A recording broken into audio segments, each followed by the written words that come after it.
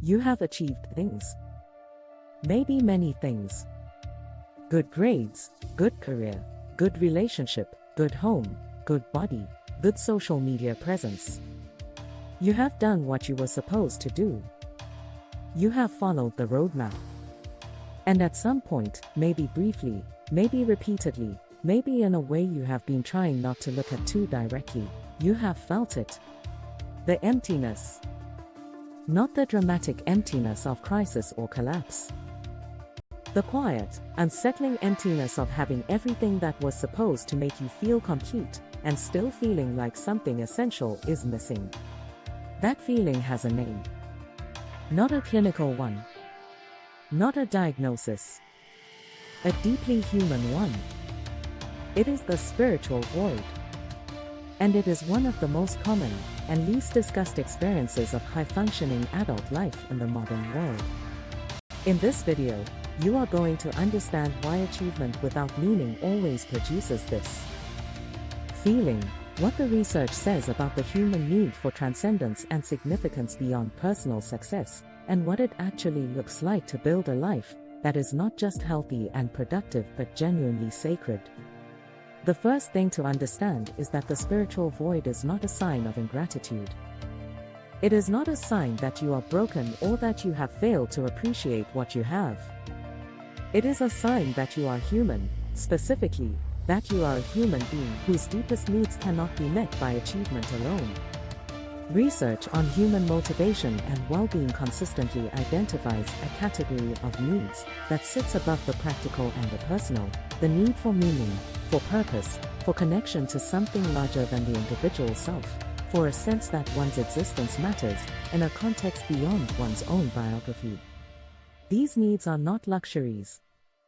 They are not spiritual extras that can be addressed after the practical fundamentals are in place. They are fundamental as the need for safety, connection, and autonomy.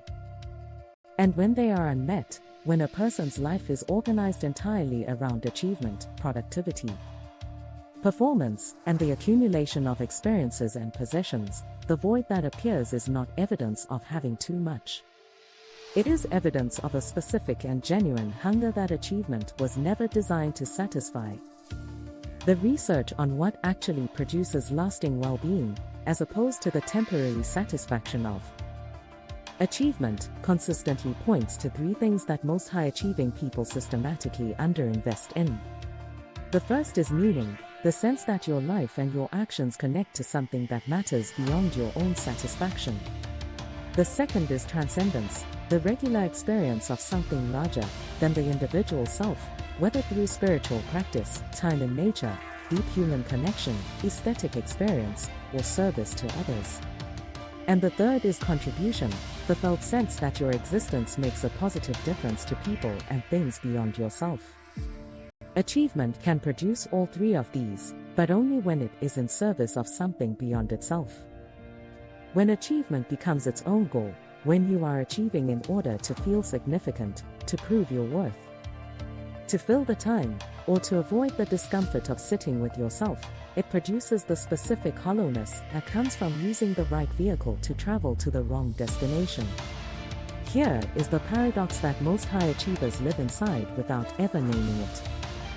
The same drive that produces external success, the relentless ambition, the inability to rest, the constant reaching for the next thing, is often a strategy for avoiding the interior life rather than building it.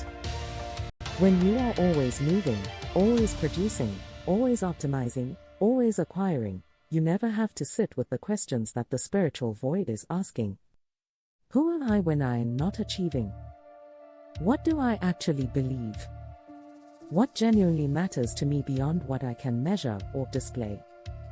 What would I do with my life if nobody was watching and nothing was being evaluated? These are not comfortable questions. They are the most important questions a human being can ask.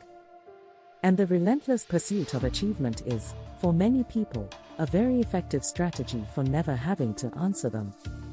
The research on post-materialist values, the shift in human values that happens when basic material needs are met and people begin reaching for something beyond security, and status, consistently shows that people who have achieved material success and still feel empty are not failing at gratitude.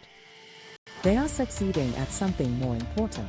They are recognizing that the next level of human flourishing requires something that the achievement paradigm cannot provide. Meaning cannot be acquired.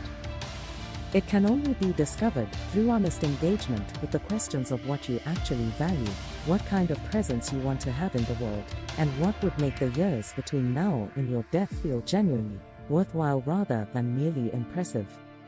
The concept of the sacred, and here we are using the word in its broadest possible sense, entirely independent of religious tradition, refers to the experience of encountering something that transcends ordinary utility.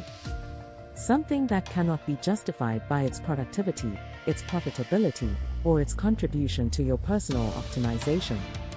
A moment of genuine beauty. A relationship of complete authenticity. A creative act that exists for no reason other than that it needed to exist. Time spent in service of people who have nothing to offer you in return. A practice, meditation, prayer, ritual, contemplation, that connects you to a dimension of your experience that efficiency cannot reach. The sacred is not opposed to achievement. But it cannot be achieved. It can only be entered through a quality of attention, presence, and willingness to encounter what is real rather than what is impressive. What does this look like practically? It looks like deliberately creating space in your life for activities that have no measurable output, that exist for their own sake rather than for what they produce. Time in nature without a destination. Creative practice without an audience. Relationships tended without an agenda. Contemplative practice, whether formal or informal, that allows the interior life to surface rather than remain buried beneath the noise of productivity. It looks like asking regularly, not once but as a consistent practice, what is actually meaningful to me right now? Not what should be meaningful. Not what looks meaningful from the outside. What genuinely moves me, calls me, matters to me in the quiet moments when performance is off and the real self has room to speak. It looks like connecting your daily actions to a purpose larger than personal success, serving your community, contributing to something that will outlast you, being genuinely present to the people in your life in ways that cannot be optimized or measured.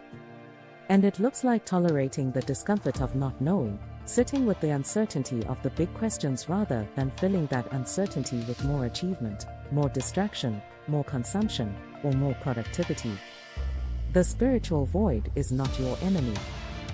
It is your most honest teacher. It is telling you, sometimes gently, sometimes urgently, that the life you have been building is missing something that no external addition can provide. That the next level of growth is not outward but inward. That the hunger you feel is not for more but for deeper. And that the sacred, the genuine, unrepeatable, irreducibly meaningful experience of being alive is not waiting for you at some future level of achievement. It is available right now, in the quality of your attention, the honesty of your engagement, and the willingness to let what is genuinely important take priority over what is merely impressive.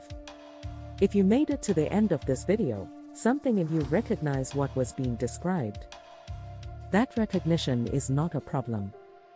It is an invitation to ask the questions that the void has been asking, to invest in the dimensions of life that achievement cannot reach, and to build something that is not just successful but genuinely sacred.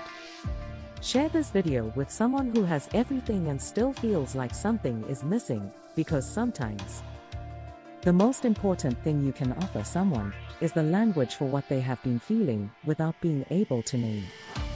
Subscribe to continue this journey, because the next video is going to show you something that directly affects your ability to build the meaningful, present, intentional life we have been exploring throughout this series, Digital Minimalism, how to use technology without being used by it, and why the way you relate to your devices is one of the most consequential choices you make about who you are becoming.